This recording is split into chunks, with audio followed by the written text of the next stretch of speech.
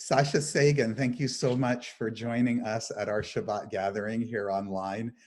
It's so nice to virtually meet you. We had planned to have you here in person in April, and I hope that we'll still have that opportunity. I hope it doesn't wait till next April, but who knows? Absolutely. I was really looking forward to being there, and it's nice to, meet you virtually and hopefully in person in the not too distant future. You. I just finished your book. I loved your book. I found it to be so inspiring.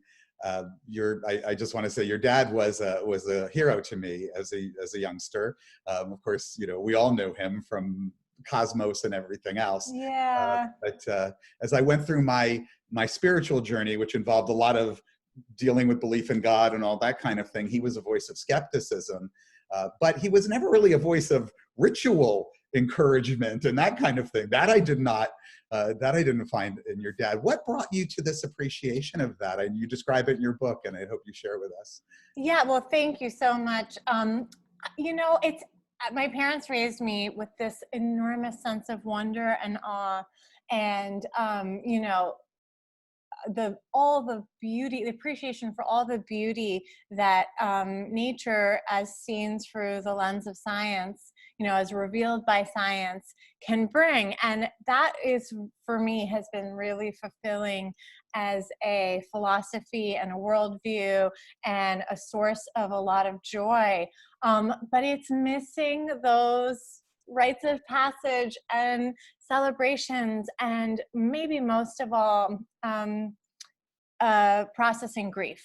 The way, the rituals and the things that we must do to process change as human beings. And so my ancestors are all Ashkenazi Jews, and so what my parents did was incorporate some of the traditions of our ancestors without the theism, but with the appreciation for life and for family and for a connection to those who came before us. And that's something that, I only know my ancestors' names going back, maybe 3 or 4 generations. After that, I don't know their names. I don't know what villages they came from. I really only know that they were Jews. And so, even if it's in a totally different philosophical lens than theirs, lighting a yahrzeit candle or having a Seder, it connects me to what little I do know about them. And my parents really instilled that sense of history in me. And, together, and then with losing my dad when I was 14 and having to sort of navigate that experience without the framework and the infrastructure that religion usually provides, really led me to write about what I write about. What was the biggest discovery as you were doing this research? Just for those who haven't read the book, it's a wide-ranging discussion of many traditions throughout the world. What was the biggest? Great question. What I kept coming back to and just being astonished by was this sense that, when you peel back the specifics of time and place, and you sort of take away the lore and mythology and theology, the things that we are celebrating as human beings across the globe and throughout time are not only the same markers of the changing of the seasons, the solstices and equinoxes, and birth, coming of age, death. It's that they're real scientific events. They're biological and astronomical events. And, we all have our own chauvinisms and the way we see what people do, a couple thousand years ago or a couple thousand miles away. It's so easy to say, oh, that's not like me. But when you look at, for example, a bar mitzvah versus a quinceañera versus the land diving, which is in Vanuatu in the South Pacific, what young men do, this kind of bungee jump into adulthood. And, you have countless versions of the rite of passage, this threshold that gets crossed from adolescence, from childhood to adulthood. And, it's very easy to look at what someone's doing somewhere else and say, oh, that's so remote and foreign to me. but we're all having the same experience of, you know, these hormonal changes and this, you know, totally unnerving physical change and biological and chemical change. And it's central to the existence of the species, right? It's like, okay, another generation is making it, you know, to the age where, you know, they can continue on and they can take the role of the next generation of leaders. And I think that sort of being able to take that lens and examining our own rituals, as well as, you know, ones that seem very different, and see the parallels rather than the things that maybe alienate us, I think is very powerful. And that's what I kept coming back to, and this idea that there is a kernel of a scientific reality in so much of what we do. I'm probably one of the few rabbis in the world who ever says that Hanukkah is the Jewish Christmas and yeah. Yes. Christian Saturnalia. Right, exactly. I mean, the winter solstice, if anything ever cried out for, it's dark, it's cold, it's miserable, and we know we have months of this ahead of us. We got to do something to take the edge off. And I think like a party is a really good call, and like really good food and, you know, cocktails. I think it's just across the board something that just, it doesn't require any belief. And like, I feel like Judaism, sometimes we think, oh, well, it's kind of different than other, and it, you know, in certain ways it is. When I take a DNA test, it comes back, you know, it says you're 99.9 whatever percent Ashkenazi Jew, and that doesn't happen if you're like Unitarian or something. Sure. But, and a lot of people have said to me, oh, well, this is a very Jewish thing to be like, I'm part of this culture, but not the religion. And I think, you know, there are so many people who celebrate Christmas in a secular way. And maybe that's not, I mean, for people who are very devoutly Christian, maybe that's not great.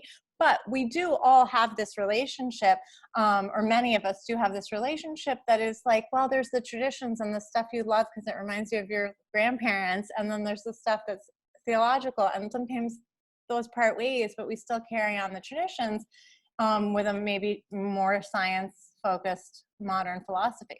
I'm sure you've never considered becoming a secular humanistic rabbi, but you'd be pretty damn good at it. Thank you. That's so nice. My mother did once say to me that I should become a rabbi. And of course, she met a secular rabbi.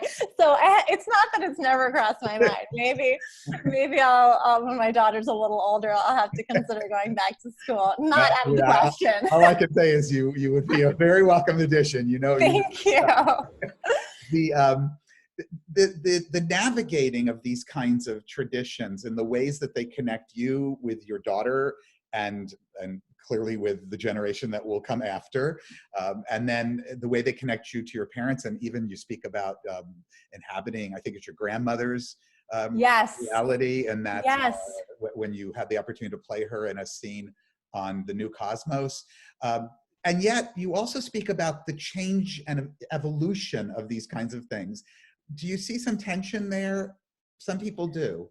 Yes, I mean, there is tension. And I think everybody has that feeling of like, well, I don't want to be the one to break the chain. If people have been doing whatever it is, making this dessert, whatever it is, for 6,000 years, or, you know, whatever we imagine, there is that pressure, even if nobody is breathing down your neck, saying you have to continue the tradition. You do feel like that sense of not wanting to be the first to break the mold. But on the other hand, I think even the most devout, even the most traditional people alive today, whatever they're doing, it's just not identical to what people were doing 1,000 years ago, a couple hundred years ago, you know.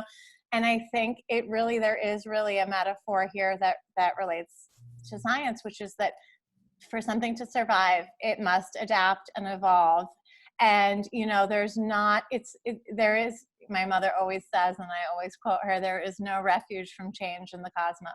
We have to take, you know, every generation, there is a slight, perhaps imperceptible change, but in order to continue something on, we have to make it work for us. We can't be imprisoned by it. And so we have to each take what is meaningful to us and celebrate that. And, you know, if my daughter doesn't, you know, she's not yet 3, but when she grows up, if she decides not to do any of this, you know, I just feel like, and we'll see how I feel in 20 years, like, but for right now, my hope for myself is that my attitude will be, well, that's none of my business. You know, I don't want to, I'm not doing the things that I do, the traditions I carry on, I'm not doing them because I feel obliged. I'm doing them because they're meaningful to me. And the ones that are not, I can let fall away. And I just hope that, you know, for me, I think the traditions and rituals are a way to process change. It's the way we humans grapple with the constant upheaval. I mean, now maybe more than in a long time, but constant change and processing the passage of time is so difficult, you know. And again, maybe now more than ever, right? Every day feels like that weird week between Christmas and New Year's where it's like, what day is it? I'm in my pajamas. I don't know what I'm supposed to be doing, you know. And I think that we have to do the traditions and the rituals that we do, not because we're worried we'll disappoint, you know, someone else, but because they're meaningful and helpful to us. And if they're not, then that's okay, because, you know, there have been a lot of belief systems and a lot of cultures and a lot of philosophies over the course of this species. And, you know, none of them go on forever. That's, you know, that's the core of what we try to do as humanistic Jews. And we also recognize that there are people who have many heritages to draw Yes. from. That'll be a unique piece of your daughter's experience, Yes. not yours. Yes. Does that affect how, well, I know it does in the book, so I Yeah. apologize for asking. Spoiler, no. Can you talk about a little bit how Yeah. you navigated that with your husband? Yeah, absolutely. So my husband's not Jewish. And, you know, we have the same philosophical outlook. We're both secular, but he grew up with Christmas and like the things that in Easter and the things that, you know, mark the changing of the seasons are different for him than they were for me. And, you know, I really think, I do think that, I mean, we do both, you know, we have Christmas with his family, and we actually, my mother did Easter eggs with me when I was little, even though we weren't Christian, as I write about in the book, because it was very pagan to her. So that's like not even that, you know, scandalous for me. I loved our Easter egg hunts as a kid. Yes, totally. I mean, that is so much about nature. That has nothing to do with the resurrection. That is just totally springtime. But you know, my daughter like is going to have to navigate this, and I want to present all the options to her and let her choose. I do sometimes feel like, well, I don't have to put as much effort into like making Christmas a thing because it's everywhere, and she will get some of it from the culture in this way that I feel like I have to emphasize. You know, I'm sure anyone who's a member of any minority group has the sense of like, okay, well that you have to sort of underline some of that stuff, because the rest of the, you know, out in the world, she'll find that, you know, she Santa will become clear to her. But that's something where like we've, you know, she was like, she's, you know, this past December, she was like, like maybe mid-December, a guy rode by on a bike in a Santa suit, and she was like, who's that guy? And I was like, okay, this is happening. And so we kind of took the approach of like, he's like a Christmas character. Like, you know, we're not doing like chimney stuff, but like he's a character. Like at Halloween, we have like witches and we have different characters. And like, this is part of the iconography of this time. And he's sort of interesting. And, you know, I don't want to make it taboo, but it's just like navigating all this stuff. I think all of this like rituals and celebrations, the easiest way I think to look at it is like, these are performance art pieces, and maybe that's not how you describe it to a toddler, but these are performance art pieces that we do. And just like art, it means a lot of things to a lot of different people, and we're sort of, you know, enjoying part of it. We can look at some of the things critically, the way that we would look at art, and just say, this is how we mark this time, and this is what we're trying to navigate. And it's fun and it's amazing, and how great that sometimes people dress up in costumes randomly. I love that idea of performance art.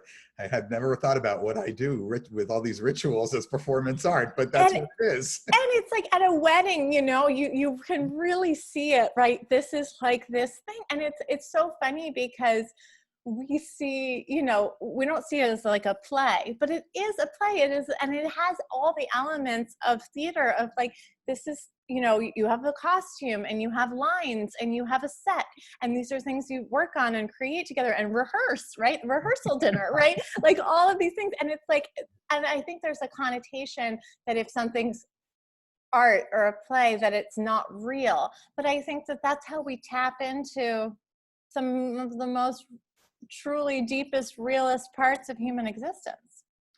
The time is running short, and I could do this for all day, and was looking forward to doing yes. this. we will At one point. But I guess what I would like to close with is if you have, because you did bring it up, this time that we're going through. Yes. Are there rituals, traditions, things that you're being particularly punctilious about, or that you're looking at, or that are helping you? Yes, it's so interesting because I think the two things that I keep coming back to are, you know, yoga and meditation. Like I do like a yoga YouTube video in the morning, and my daughter does it with me, and we do that. And like, that's something that has came out of a religious tradition and has taken on a secular life of its own. And now, as like the days run together and we don't have the rhythm that we normally had, being like, okay, I'm getting up, I'm doing this thing, we're doing this thing together to start the day or to close the day, you know, many people do. Like, I think there's something about that that's so important, even if it's 10 minutes long. And it's like, you know, I think there's something really powerful in that. And I think so many people are tapping into that. And maybe it doesn't feel like a tradition or like a ritual, but I really think it is. And then the other thing we've started doing is, you know, we live in the center of a small city, and normally on the weekends, you know, when things were normal, we would take our daughter to the aquarium and museums and things like that, but not now, obviously. And but we discovered that like 20 minutes away, there's a national park that, you know, the facilities are closed, but the trails are still open and it's not very busy. So we've been going there every weekend and going on a little hike, and our daughter loves it. And she started saying, when things go back to normal, can we still go to the forest? And we were like, yes. And like, and we're sorry that we didn't do this sooner. And like, we've started listening to this audiobook by this Japanese doctor, Qing Li, called Forest Bathing, about the scientific effects of spending time in the forest and why it's really good for you. And it's been really fascinating. And so to have something that's daily and have something that's weekly, even if it's not religious or explicitly religious, even if it's not overt in the sense of like the way a ritual feels when you're lighting a candle or something, I think we are all doing things that are tapping into what we really connect to and what's really important to us in this strange time. That's beautiful. Thank you. One of the things that's helped me is the both responsibility and the pleasure of getting to continue Shabbat, even though it's in this weird kind of context. So I thank you, and I wish you Shabbat Shalom.